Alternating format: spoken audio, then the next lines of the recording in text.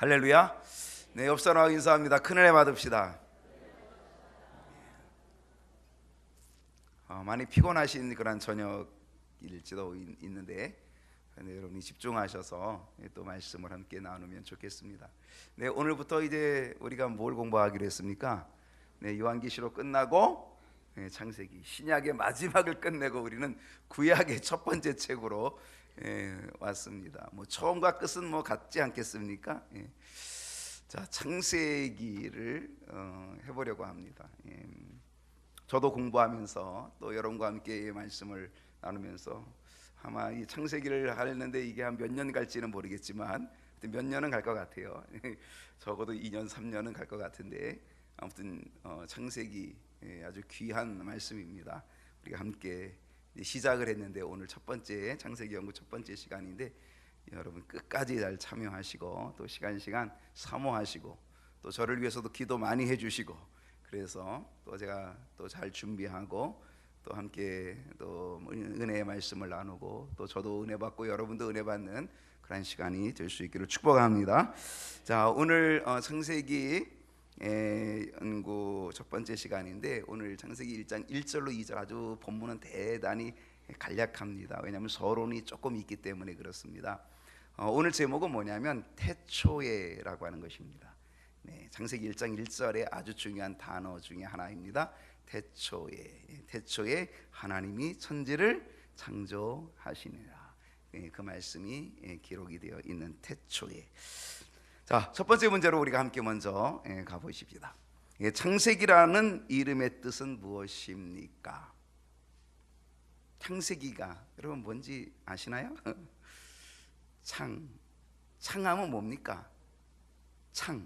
뭐 시작, 세하면 뭐 세상이 시작되는 이야기, 뭐 아마 이게 창세기. 네, 맞습니다. 그러니까 우리가 이 창세기 할 때에 이게 한자잖아요. 세상이 시작이 되는 이야기, 뭐 그걸 기록한 책, 뭐 그렇게 이해를 하시면 됩니다. 창세기라고 하는 이 말은요, 시작이라는 말입니다. 시작.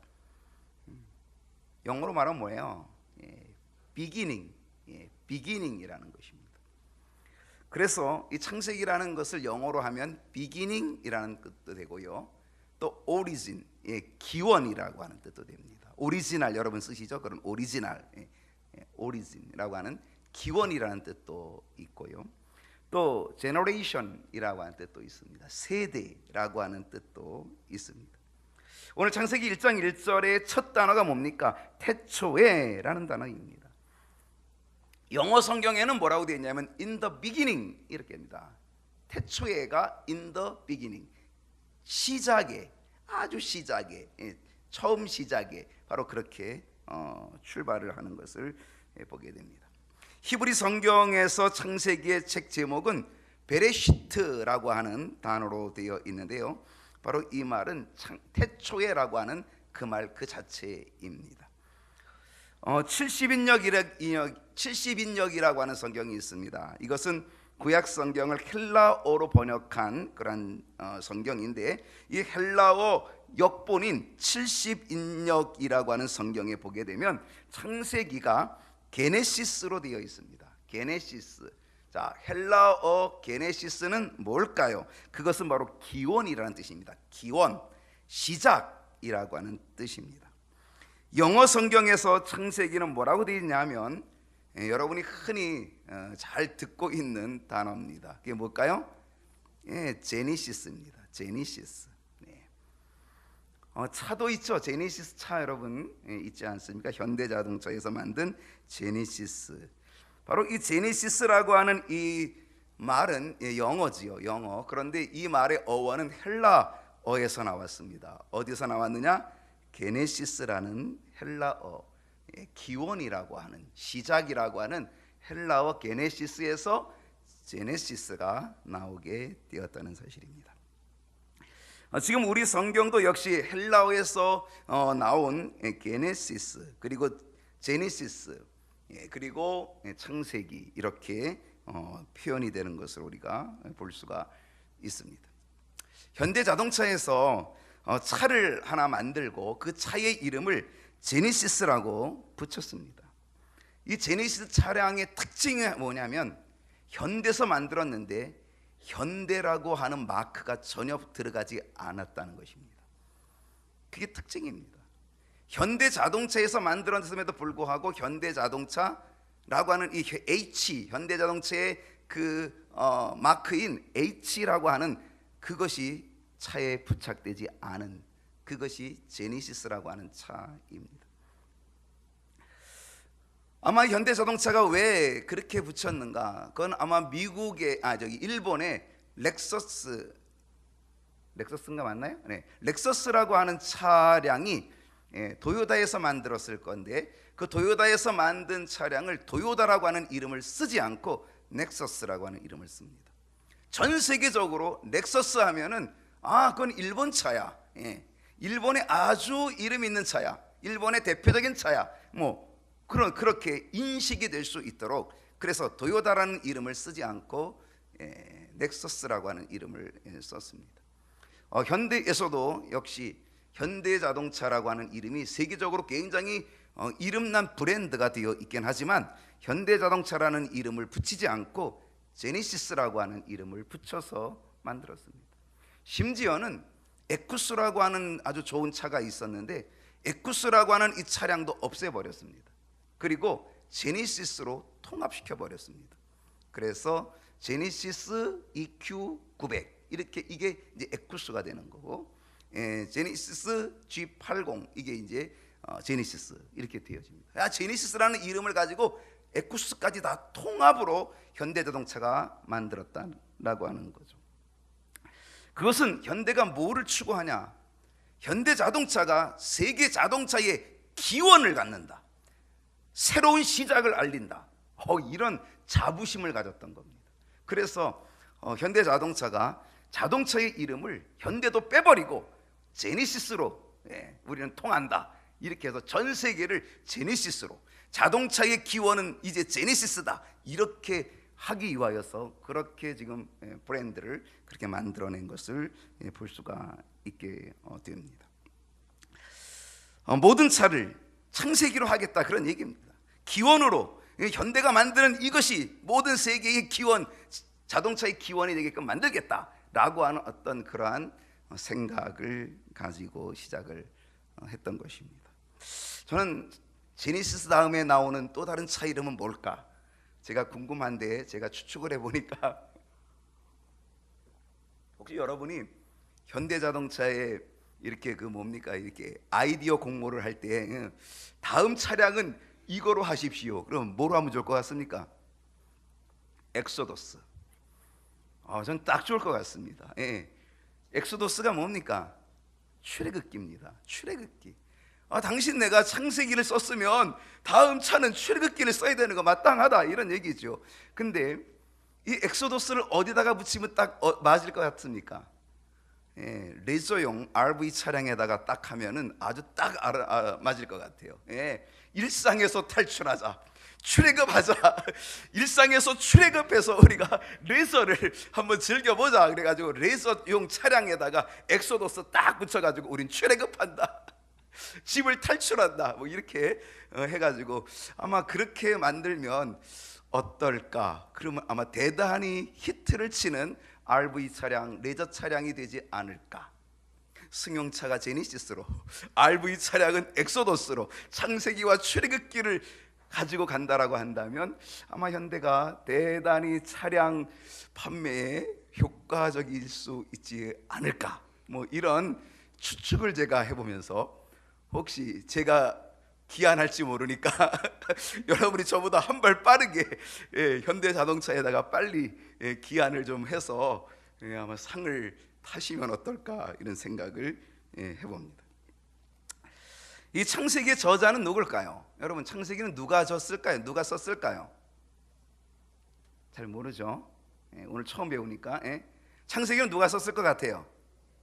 모세. 네, 맞습니다. 모세가 썼습니다. 자, 우리는 창세기를 뭐라고 부르냐면 모세 오경이라고 부릅니다. 혹시 배웠나요? 네, 들어본 적이 있죠? 모세 오경. 모세의 5책이라고 하는 것입니다. 창세기, 출애굽기, 레위기, 민수기, 신명기, 이 앞에 있는 5책이 우리는 보통 모세오경이라고 얘기합니다. 창출, 레미신 이렇게 얘기하는 거죠. 자, 이 모세오경을 왜 모세오경이라 그랬냐 하면은 모세가 저자다는 거예요. 모세가 기록했다라고 해서 모세오경이라고 합니다.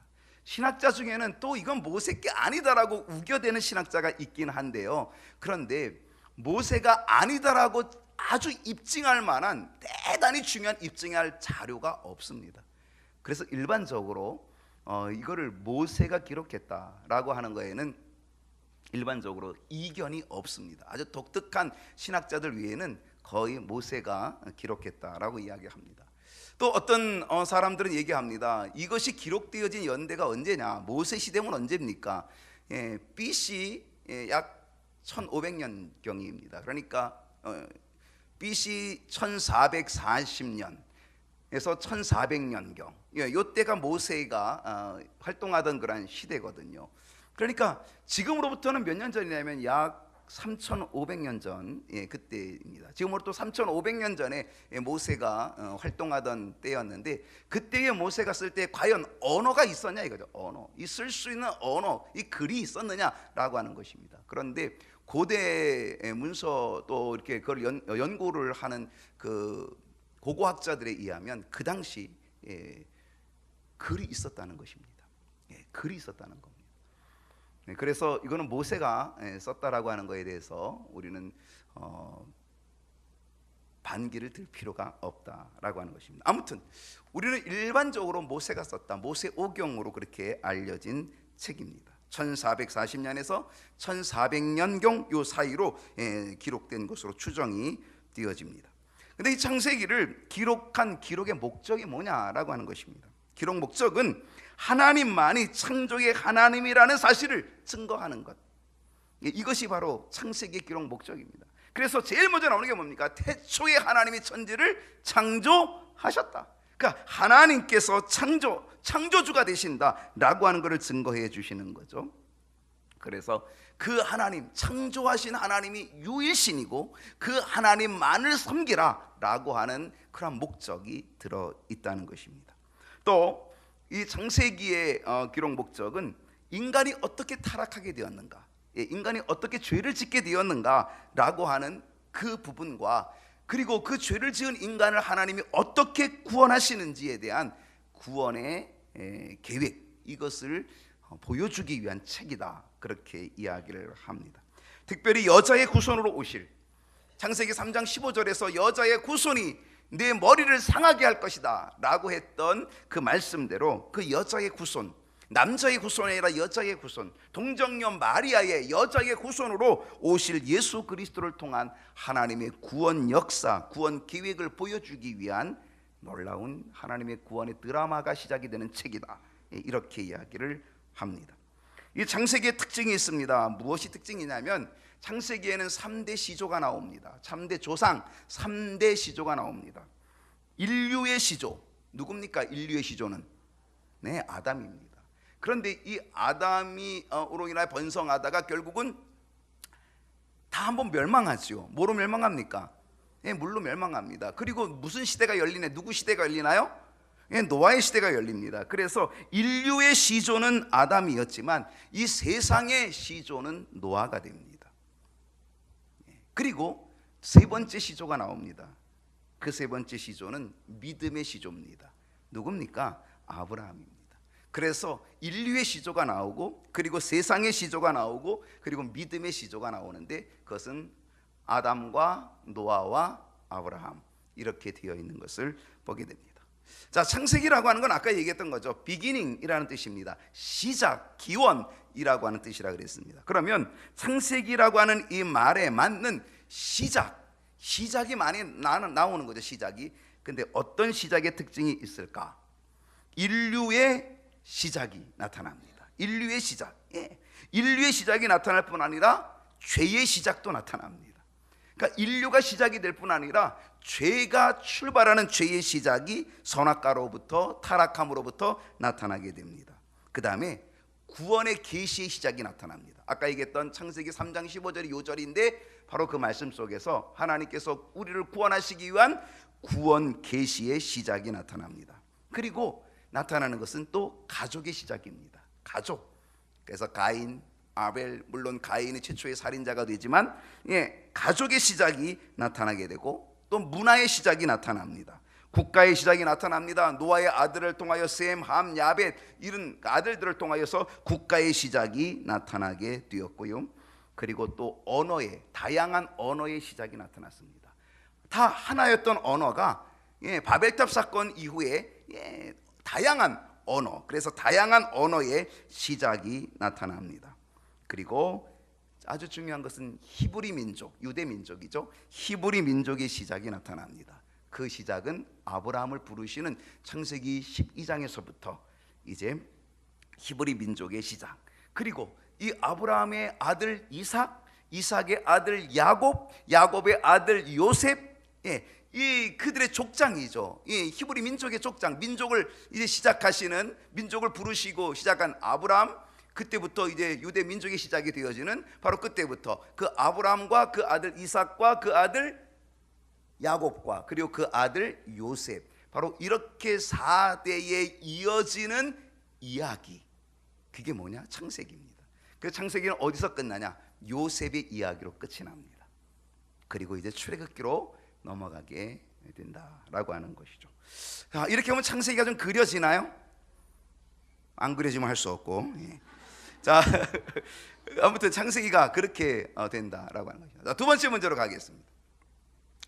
자, 두 번째 문제, 하나님을 어떤 하나님으로 묘사하고 있습니까? 자, 1절을 한번 다시 한번 읽어봅시다. 1절 시작. 태초에 하나님이 천지를 창조하시니라. 이건 요절입니다. 정말 중요한 요절입니다. 하나님을 어떤 하나님으로 묘사하고 있냐? 여러분, 답이 뭡니까? 창조의 하나님, 천지를 창조하신 하나님, 그 하나님으로 묘사하고 있다는 사실입니다. 창세기 1장 1절에서 태초에가 출발점입니다. 태초에. 여기서의 태초는 언제일까? 언제일까요? 이 태초는 언제일까요? 태초, 시작이라고 했는데 여기는 어느 때일까요? 이 태초라고 하는 이 단어가 창세기 1장 1절에 나올 뿐 아니라 요한복음 1장 1절, 신약성경 네 번째 책인 요한복음 1장 1절에도 이 태초가 나오죠. 태초에 말씀이 계시니라. 이 말씀이 하나님과 함께 계셨으니 이 말씀은 곧 하나님이시니라. 태초에 말씀이 계셨습니다. 그 말씀이 하나님과 함께 계셨습니다. 그 말씀 이퀄 하나님이셨다. 그러니까 말씀은 뭐라고요? 하나님이시라는 거죠. 자, 태초에. 자, 그런데 창세기 1장 1절에 태초에 하나님이 천지를 창조했다라고 하는 이 태초와 요한복음 1장 1절에 나타나는 태초에 말씀이 계셨다라고 하는 이 태초는 동일한 것인가? 다른 것인가? 다르다는 것입니다. 어느 것이 먼저일까요? 창세기 1장 1절의 태초가 먼저일까요? 아니면 요한복음 1장 1절의 태초가 먼저일까요? 태초에 하나님이 천지를 창조하시니라, 이 태초가 먼저일까요? 태초에 말씀이 계시니라, 이 태초가 먼저일까요? 네, 요한복음 1장 1절이 먼저입니다. 창세기 1장 1절의 태초는 바로 창조와 더불어 시작이 되어지는 태초를 얘기하는 겁니다. 창조와 더불어서. 그런데 요한복음 1장 1절의 태초는 그 이전입니다. 창조가 이루어지기 그 이전, 영원전, 그걸 얘기하는 그 태초가 요한복음 1장 1절입니다. 그러니까 하나님은 언제부터 계셨다? 세상이 만들어지기 이전에부터 이미 존재하고 계셨다는 거죠. 그게 아주 중요한 것입니다. 하나님의 존재 방식이죠. 하나님의 존재의 시간이죠. 하나님은 언제 어떻게 존재하시느냐라고 하는 것이죠. 이게 아주 중요한 것이죠. 여러분, 시간이 언제부터 생겼습니까? 시간이 언제부터 생겼어요? 똑딱똑딱 이 시간이 언제부터 생겼습니까? 시계가 만들어질 때 시간이 생겼을까요? 그건 아니죠. 시간은 창조와 더불어 시작이 됩니다. 해와 달이 없다면 시간은 없습니다. 해와 달이 있어야 시간이 있게 되는 것입니다. 그렇기 때문에 창조와 더불어서 시간도 창조되는 거죠. 창조와 더불어 시간도 만들어지고 시간도 창조된 것을 우리가 보게 됩니다. 그렇기 때문에 오늘 창세기 1장 1절 태초에 하나님이 천지를 창조하셨다라고 하는 이 태초는 시간이 시작되는 창조의 시점을 얘기하고 있다는 것입니다. 근데 요한복음 1장 1절에서 태초는 창조 이전, 즉 시간 이전, 영원전, 시간의 이전, 영원전, 시간이라고 하는 개념이 형성되기 이전에 이미 하나님은 어떻게 하고 계셨다? 말씀으로 존재하고 계셨다는 것입니다. 태초에 말씀이 계셨다라고 그렇게 말씀하고 있는 거죠. 여러분, 누가 신이 될 수 있을까요? 누가 신이 될 수 있을까요? 여러분, 신이 될 수 있는 거는요, 도중에 생기는 건 절대로 신이 될 수 없습니다. 도중에 나타나는 거는 그건 신이 아닙니다. 왜? 그거는 만들어진 겁니다. 만들어진 거는 결코 신이 될 수 없습니다. 신은 만들어지면 안 되고 도중에 생기면 안 됩니다. 신은 반드시 처음부터 있어야 합니다. 그게 신입니다. 그렇기 때문에 태초에 하나님이 천지를 창조했다는 이 말씀이 얼마나 중요하냐, 그리고 태초에 말씀이 계셨다는 이 말씀이 얼마나 중요한지를 여러분이 아셔야 되는 거예요. 하나님이 어떻게 존재하시는지라고 하는 걸 보여주고 있거든요. 바로 그분이 누구냐? 그분이 바로 신이라는 거예요. 신은 만들어지면 안 돼요. 만들어지면 건 우상이지 신이 아닙니다. 여러분, 이게 신이 될 수 있으니까 이게 만들어졌는데, 근데 사람들은 얼마나 어리석은지 자기가 만들어 놓고 이게 신이라고 이걸 엎드려 섬기고 여기다 갖다 비나이다 복을 달라 그러니까 안 되는 거죠. 고목나무에다가 자꾸 갖다가 비나이다 이러는데, 이 고목나무가 아니 나도 만들어졌는데 왜 자꾸 나한테 비나이다 그러냐고. 이 고목나무가 속이 썩어가지고 속이 텅텅 비어잖아요. 그러니까 여러분, 만들어진 거에는 여러분 안 되는 거죠. 도중에 생긴 거나 만들어진 거는 결코 신이 될 수 없다는 사실입니다. 신은 애당초 먼저 계셔야 되는 거죠. 석가모니가 신이 될 수 없습니다. 공자가 신이 될 수 없습니다. 왜? 그건 사람이고 만들어졌기 때문입니다. 하나님만이 신이 되시는 거죠. 왜냐? 하나님만이 영원 전부터 이미 존재하고 계신 하나님이기 때문에, 영원 전부터 계신 하나님이기 때문에 그런 거죠. 한 번은 모세가 사명을 얻기 전에 하나님께 물어봅니다. 하나님, 당신 이름이 뭡니까? 내가 이스라엘 백성들한테 가서 너 누가 나를 보냈냐 그러면은 내가 누군가가 나를 보냈다고 얘기해야 되는데, 하나님이 보냈다고 얘기하면 그 하나님이 도대체 어떤 분이냐라고 물어볼 거 아닙니까? 그러니까 하나님, 당신 이름이 뭡니까? 하고 모세가 물어봤습니다. 그랬더니 하나님이 당신의 이름을 가르쳐 주셨습니다. 뭐라고 가르쳐 줬습니까? 나는 스스로 있는 자다. 누가 너를 보냈냐고 물어보면 스스로 계신 그분이 너 보냈다고 얘기해라. 만들어낸 게 아니라, 도중에 갑자기 떨어져서 생겨진 그게 아니라, 스스로 이미 창세 전부터 스스로 존재하고 계신 그 신이, 그 창조주 하나님이 나를 보냈다, 너를 보냈다라고 얘기하라. 아주 중요한 얘기입니다. 그렇습니다. 하나님은 자신을 뭐라고 밝혔다고요? 스스로 있는 자. 여러분, 신은 스스로 있어야지, 누가 만들면 그건 신이 아니라 우상입니다. 여러분, 이 세상의 모든 신들은 다 만들어진 것들입니다. 사람이 만들었습니다. 여러분, 사도행전에 보면요, 바울이 에덴에 갔습니다. 에덴에 갔더니 에덴 사람들이 얼마나 종교성이 많은지요. 종교성이 많은지. 우리나라도 얼마나 종교성이 많아요. 진짜 우리도 종교성이 많잖아요. 그래서 우리도 별신이 다 있잖아요. 부뚜막신도 있고 장독대신도 있고. 우리는 별의별 신이 남학신도 있고 아주 신이 별의별 신이 다 있는 거예요. 그런데 에덴 사람들이요, 우리보다 더 신이 많아요. 별의별 신들을 다 갖다가 붙이는 거예요. 다 무상으로 다 갖다가 나무로 깎아놓고, 막 철로도 깎아놓고, 돌로도 깎아놓고, 다 신 이름을 다 붙이는 거죠. 여러분, 뭡니까? 그리스 신화. 그 신들의 이야기가 얼마나 많아요. 제우스 신을 비롯해서 무슨 별의별, 난 알지도 못하는 별의별 신들이 다, 애들은 무지하게 외우더라고요. 다 알더라고요. 그런 신들이 얼마나 많습니까? 바로 그 에덴에 그런 신들이 그냥 막 무수히 있는 겁니다. 그러다가 바울이 딱 보니까 한 곳에 또 써 있는 게 또 있어요. 뭐라고 썼나 봤더니 알지 못하는 신. 그 신의 이름이 뭐냐면 알지 못하는 신. 아니요, 신을 만들다 못해가지고 이제는 알지 못하는 신도 만들어냈어요. 그게 에덴 사람들입니다. 그래서 바울이 뭐라 그랬습니까? 야, 너희들 정말로 범사에 종교심이 많다, 종교성이 진짜 많다. 오죽하면 너희들이 알지 못하는 신이라고 하는 이 신을 만들어 놓고 섬기니 내가 이 알지 못하는 이 신을 내가 너에게 가르쳐 주겠다. 그리고 거기서 복음을 전한 줄로 믿습니다. 알지 못하는 신, 그 신을 가르쳐 주겠다 그러고 복음을 전한 거예요. 그게 바울이잖아요. 여러분, 신은 만들어내면 결코 신이 되지 못합니다. 신은 스스로 존재해야 된다라고 하는 사실입니다. 창세기 1장 1절은 바로 그것을 우리에게 보여줍니다. 여러분, 이 세상은 하나님이 창조했다는 것입니다. 그리고 하나님은 스스로 존재하고 계시다는 것입니다. 창조 이전에 이미 하나님은 말씀으로 존재하고 계셨다는 것입니다. 그리고 그 하나님은 결국 창조를 하십니다. 크리에이트, 창조하십니다. 그리고 만들어내십니다. 만들어내십니다. 여러분, 이것은 아무것도 없는 상태에서 어떤 존재를 만들어낸다는 겁니다.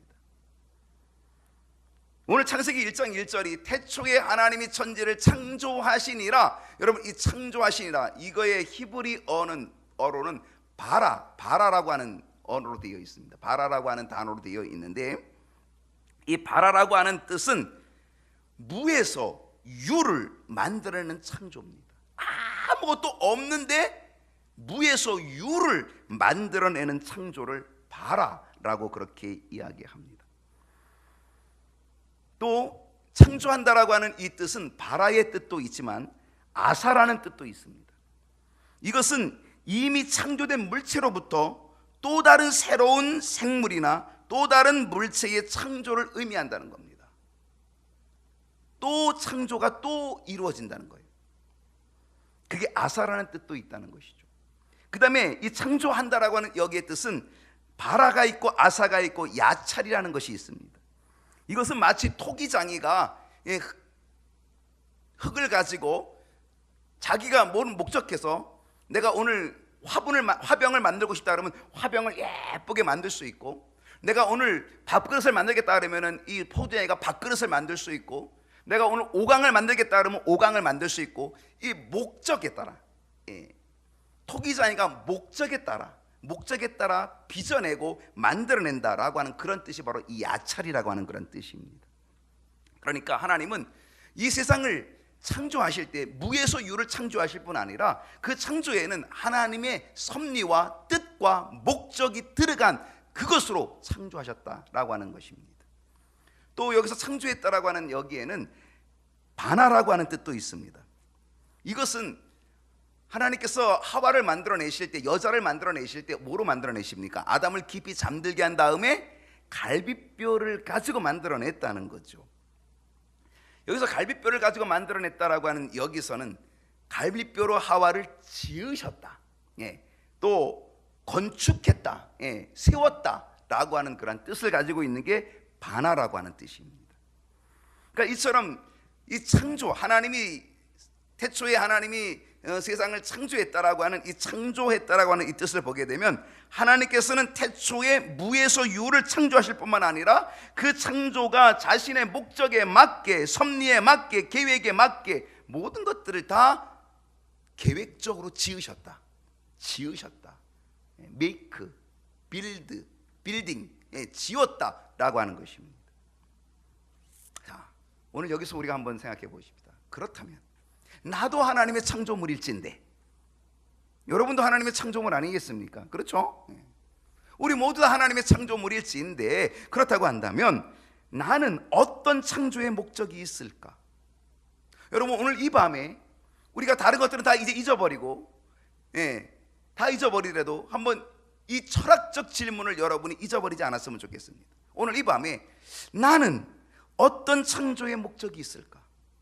하나님께서 무에서 유를 창조하시면서, 그리고 모든 창조에는 목적을 가지고 하나님이 빌드, 메이크, 만드셨다라고 한다면, 하나님이 나를 만드셨을진데, 그렇다고 한다면 나의 창조의 목적은 무엇일까? 오늘 여러분 스스로가 이 철학적인 질문을 한번 던져볼 수 있기를 바랍니다. 또 하나, 어떻게 하면 창조주 하나님의 뜻에 맞는 삶을 살 수 있을까? 어떻게 하면 창조주 하나님의 뜻에 맞는 삶을 내가 살아갈 수 있을까? 여러분 한번 생각해 볼 수 있기를 바랍니다. 만약에 우리가 그 뜻을 생각하며 나아갈 수 있다라고 한다면, 하나님이 기뻐하는 창조물, 하나님이 기뻐하는 사람, 저와 여러분이 될 줄로 믿습니다. 자, 세 번째 문제로 가겠습니다. 자, 세 번째 문제는 하나님께서 천지를 창조하실 때의 상태는 어떠하셨습니까? 자, 2절 말씀 우리가 함께 보십시다. 2절 말씀 다시 한번 읽어볼까요? 시작.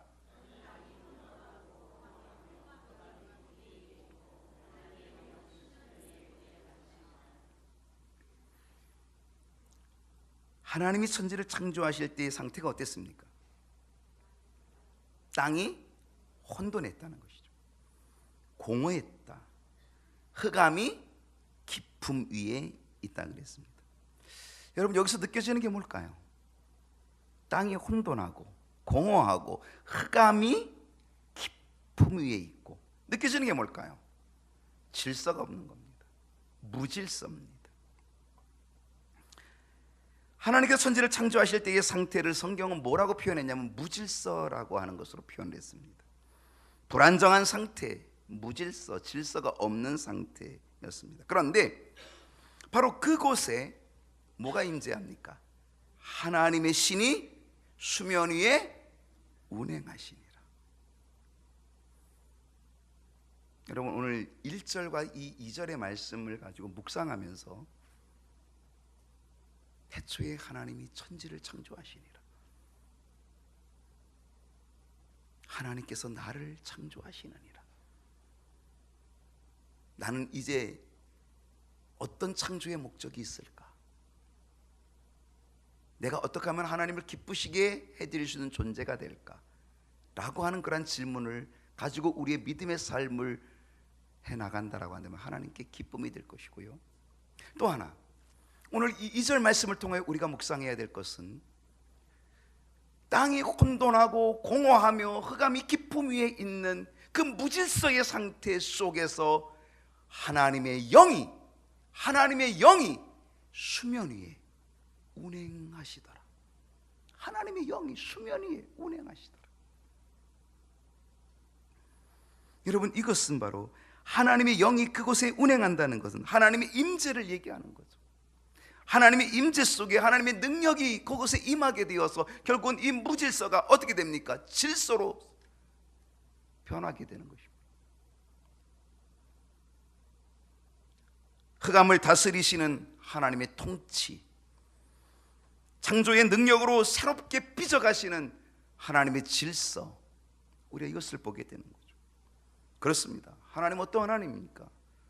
질서를 만들어 가시는 하나님입니다. 하나님은 질서의 하나님이십니다. 이제 우리는 하나님의 뜻에 복종할 때 우리는 무질서가 아니라 질서의 사람이 된다는 것이죠. 우리도 흑암이 깊음 위에 있는 그러한 존재들일 수 있습니다. 우리도 혼돈한 존재들일 수 있습니다. 우리도 공허한 존재들일 수 있습니다. 그런데 그렇게 혼돈 속에, 공허함 속에, 흑암이 깊음 위에 있는 우리들, 근데 그 위에 하나님의 영이 운행하시면, 오늘 내 속에 하나님의 영이 운행하시면 거기에는 새로운 창조의 역사가 나타난다는 것이죠. 내 삶 속에 하나님의 영이 운행하시도록 내어드려야 합니다. 하나님, 내가 지금 흑암이 깊음 위에 있습니다. 흑암이 깊음 위에 있습니다. 하나님, 내 심령이 혼돈합니다. 공허합니다. 하나님의 영이 수면 위에, 내 안에, 내 위에 운행해 주셔야 합니다. 하나님의 영이 운행하시면 새 창조의 역사가 나타나게 될 줄로 믿습니다. 오늘 우리가 이 말씀을 묵상하면서 하나님 내 위에 임하여 주옵소서. 내 위에 운행해 주시옵소서. 오늘 이 말씀을 묵상하고 창조의 하나님의 능력을 우리의 삶 속에 체험하는 저와 여러분 될 수 있기를 축복합니다.